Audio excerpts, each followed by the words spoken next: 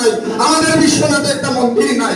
আমরা যখন দেখি আপনাদের 8-9টা মসজিদে আজান করে আমরা আশায় বুক বাঁধি যে আমাদের বিশ্বনাথ পরে কখন একটা মন্দির হবে, আমরা গিয়ে উপাসনা করব।